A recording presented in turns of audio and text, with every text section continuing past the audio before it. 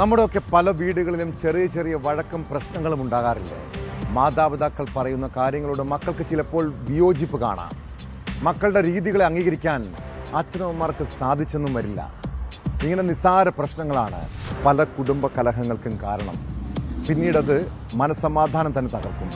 ഒരു ഘട്ടം കഴിയുമ്പോൾ വീട്ടിൽ വഴക്കും തർക്കവും ആത്മഹത്യയും കൊലപാതകവും സംഭവിക്കാം. മലപ്പുറം തിരൂരിലെ വേലായുധനും മകൻ ഉണ്ണികൃഷ്ണനും തമ്മിലുള്ള കലഹം ഒരാളുടെ ജീവനെടുത്തു. വാക്ക് തർക്കത്തിനിടെ മകൻ അച്ഛനെ തലക്കടിച്ച് കൊലപ്പെടുത്തുകയായിരുന്നു. കേസിൽ മകൻ ഉണ്ണികൃഷ്ണൻ പോലീസിന്റെ കസ്റ്റഡിയിലുണ്ട്.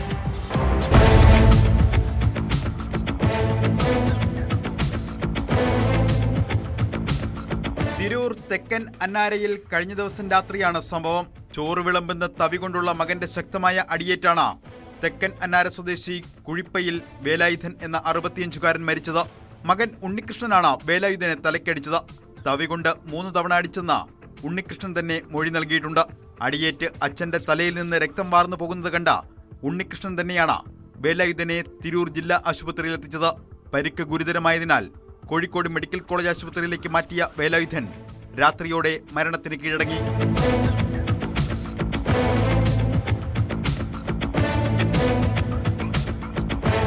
ഞായറാഴ്ച രാത്രി വീട്ടിലെത്തിയ ഉണ്ണികൃഷ്ണനുമായി വേലായുധൻ വാക്കുതർക്കമുണ്ടാക്കിയിരുന്നു. ഇതേ തുടർന്നാണ് മർദ്ദിച്ചത്. മുൻപ് മുത്തൂർ വിഷുപ്പാടത്ത് താമസിച്ചിരുന്ന വേലായുധനും കുടുംബവും ഏതാനും വർഷം മുൻപാണ് തെക്കൻ അന്നാരയിലേക്ക് താമസം മാറിയത്. ഉണ്ണികൃഷ്ണനും വേലായുധനും മാത്രമാണ് ടാർപോളിൻ കൊണ്ട് മറച്ച ഷെഡിൽ താമസിച്ചിരുന്നത്. രാധയാണ് വേലായുധന്റെ ഭാര്യ. ജിതേഷ്, ജീന എന്നിവർ മറ്റു മക്കളാണ്. സംഭവത്തിൽ തിരൂർ പോലീസ് കേസെടുത്ത വിശദമായ അന്വേഷണം ആരംഭിച്ചു. ഉണ്ണികൃഷ്ണൻ പോലീസ് കസ്റ്റഡിയിലാണ്.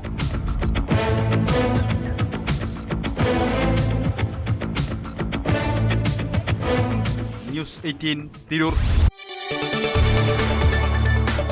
കൂടുതൽ വാർത്തകൾക്ക് news 18 Keralam YouTube channel subscribe ചെയ്യുക.